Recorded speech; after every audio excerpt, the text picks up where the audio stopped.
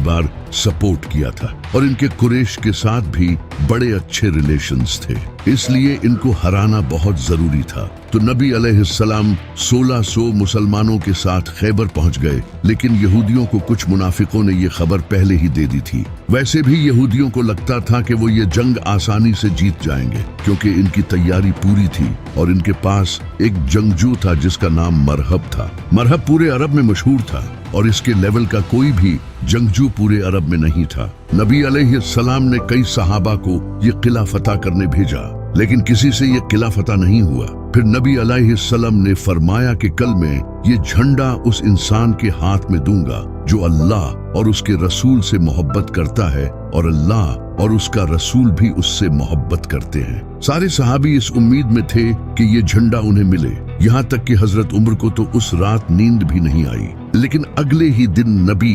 अलैहिस्सलाम ने फरमाया, अली को बुलाओ। इमाम अली अलैहिस्सलाम की आंखें दर्द में थी। नबी अलैहिस्सलाम ने अपना लुआब इनकी आंखों में लगाया और इनके लिए दुआ की। इमाम अली अलैहिस्सलाम ने फरमाया कि मैं आखिरी दम तक लड़ूंगा। तो नबी अलैहिस्सलाम ने फरमाया, अली पहले इन्हें इस्लाम की दावत देना। अगर कोई एक इंसान भी इस्लाम ले आया तो ये तुम्हारे लिए सुर्ख ऊंटों से बेहतर होगा। इमाम अली अलैहिस्सलाम आगे बढ़े और सामने मरहब खड़ा था। इसने कहा कि मेरा नाम मरहब है और कोई ऐसा इंसान नहीं जो मेरा मुकाबला कर सके। तो इमाम अली अलैहिस्सलाम ने फरमाया, मेरी माँ ने मेरा नाम हैदर रखा और मैं शेर की तरह हमला करता हूँ। ये सुनकर मरहब आगे बढ़ा तो इमाम अली ने एक ही वार किया और इसके जिस्म के 2 टुकड़े हो गए। ये देखकर सारे यहूदी कांपने लगे। फिर इमाम अली अलैहिस्सलाम आगे बढ़े और खैबर के 900 किलो के दरवाजे को उखाड़ कर फेंक दिया। इसके बाद मुसलमानों ने हमला किया और खैबर फतह कर लिया।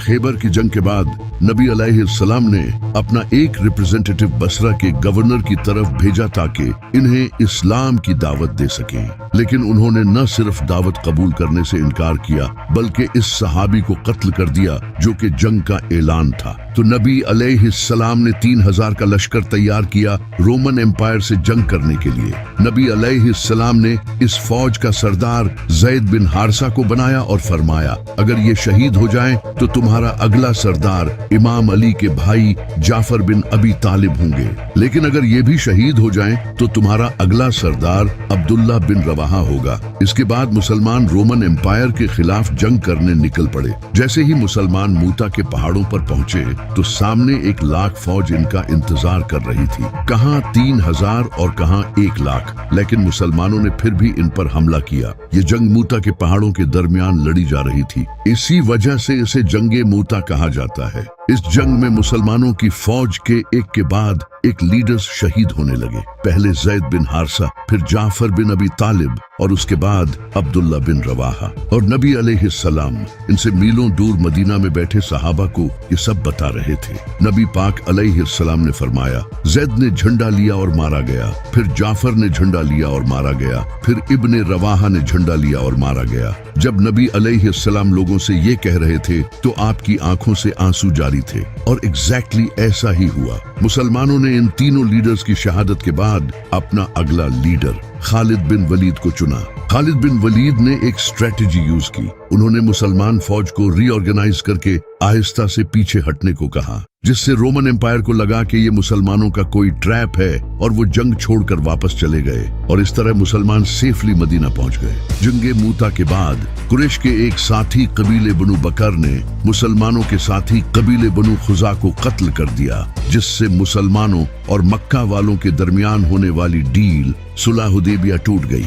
इस माहदे में ये लिखा था कि मक्का वाले और मुसलमान 10 साल के लिए कोई जंग नहीं करेंगे, लेकिन इस कत्ल के बाद अब ये मुसलमानों के खिलाफ ऐलान जंग था। तो नबी अलैहिस्सलाम ने मक्का से जंग करने के लिए 10,000 का लश्कर सीक्रेटली तैयार करना शुरू कर दिया। लेकिन एक इंसान ने मक्का वालों को इसकी खबर देने के लिए एक औरत के हाथ खत भेजा, जिसकी अल्लाह ने नबी अलैहिस्सलाम को खबर दे दी और नबी अलैहिस्सलाम ने इमाम अली अलैहिस्सलाम को भेजा। इमाम अली ने इस औरत को पकड़ लिया, लेकिन नबी अलैहिस्सलाम ने इस औरत को माफ कर दिया। अबू सुफियान को इस बात का पता चल चुका था कि मुसलमान अब मक्का पर हमला करेंगे और अब मुसलमानों के पास बहुत ताकत है, जिससे अब इनकी मौत पक्की है। तो उन्होंने नबी अलैहिस्सलाम की बहुत मिन्नतें की कि सुलह हुदैबिया कायम रखें, लेकिन आपने इनकी बात नहीं मानी। इसके बाद नबी अलैहिस्सलाम 10,000 का लश्कर लेकर मक्का पहुंचे, जिसे देखकर मक्का वालों ने सरेंडर कर दिया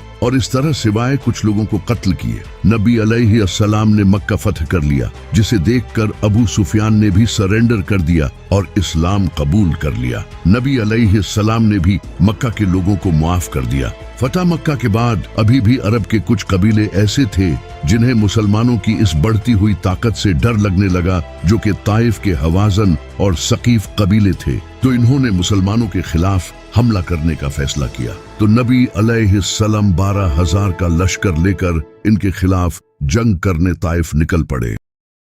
ताइफ में हुनैन नामी पहाड़ों के दरमियान मुसलमानों का सामना यहूदियों से हुआ। इसी वजह से इसे जंगे हुनैन कहा जाता है। इस जंग में कुछ मुसलमानों के मुंह से कुछ जुमले निकले। इन मुसलमानों ने कहा कि बद्र में हम सिर्फ 313 थे और आज हम 12,000 हैं, जिसके मुकाबले में काफिर तो हमसे बहुत कम है। ये जंग तो हम आराम से जीत जाएंगे। जैसे ही इनके पास ताकत आई तो ये अल्लाह को ही भूल गए। अल्लाह को इनका गुरूर पसंद नहीं आया। इसके बाद जब जंग शुरू हुई तो काफिरों ने ऐसा हमला किया कि मुसलमान झेल नहीं पाए, तो सारे मुसलमान वापस भागने लगे। सिर्फ 80 लोग नबी अलैहिस्सलाम के साथ बाकी रहे और नबी अलैहिस्सलाम अकेले काफिरों की तरफ बढ़े और कहा, बेशक मैं नबी हूँ, इसमें कोई शक नहीं, और अबू तालिब का बेटा हूँ। और फिर आपने अपने हाथ से मिट्टी उठाई और काफिरों की तरफ फेंकी और इस तरह सारे काफिर अंधे हो गए, जिससे मुसलमान ये जंग जीत गए। इस जंग से मुसलमानों को बहुत माले गनीमत मिला।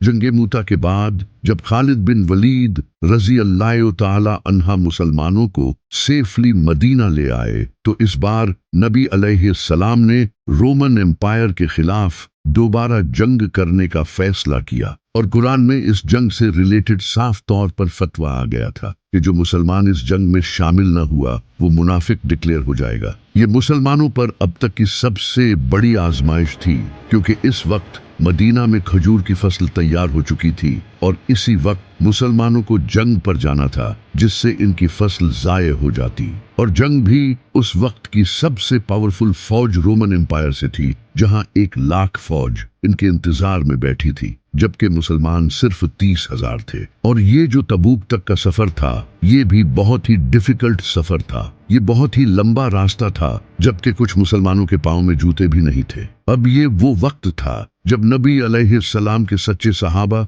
और मुनाफिकों का पता चलना था। इस जंग में न जाने के लिए कई लोगों ने बहाने किए और वो मदीना में ही रुक गए। तो नबी अलैहिस्सलाम ने मदीना की हिफाजत के लिए इमाम अली से कहा कि इस जंग में तुम नहीं जाओगे। तो इमाम अली अलैहिस्सलाम ये सुनकर रोने लगे। तो नबी अलैहिस्सलाम ने कहा कि तुम्हारी मेरे साथ वही निस्बत है जो मूसा की हारून से है, लेकिन मेरे बाद कोई नबी नहीं। तो इमाम अली अलैहिस्सलाम मदीना में ही रुक गए। जैसे ही नबी अलैहिस्सलाम 30,000 का लश्कर लेकर तबूक जंग लड़ने पहुंचे, तो रोमन एम्पायर मुसलमानों की इतनी बड़ी फौज देखकर भाग गई। ये अल्लाह की तरफ से एक मुजज़ा था और मुसलमानों के लिए आजमाइश थी। नबी अलैहिस्सलाम 40 दिन तक तबूक पर ठहरे रहे। वहां रोमन एम्पायर के आसपास के कई कबीलों ने आकर नबी अलैहिस्सलाम के साथ डील कर ली। फिर जैसे ही नबी अलैहिस्सलाम तबूक से वापस लौट रहे थे, तो 14 ऐसे मुनाफिक थे जो सिर्फ इसलिए आए थे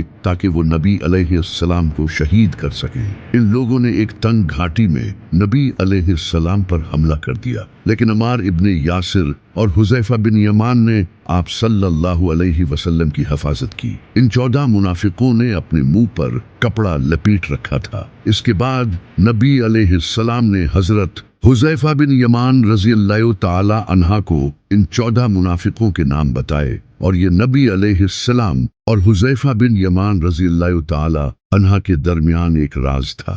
वही मदीना में मौजूद मुनाफिकों ने अपनी एक अलग मस्जिद बना ली, क्योंकि उन्हें लगा कि नबी अलैहिस्सलाम اب زندہ واپس نہیں لوٹیں گے اور ہم اسلام کے سردار بن جائیں گے۔ لیکن جیسے ہی نبی علیہ السلام واپس آئے، آپ نے فوراً اللہ کے کہنے پر اس مسجد کو توڑ دیا۔ اس جنگ کے بعد اب اسلام ایک گلوبل پاور بن چکا تھا، لیکن یہ نبی علیہ السلام کی زندگی کی آخری جنگ تھی۔ اس کے بعد آپ صلی اللہ علیہ وسلم وفات پا گئے اور یہی سے اسلام کا سب سے کنٹروورشل پیریڈ شروع ہوا۔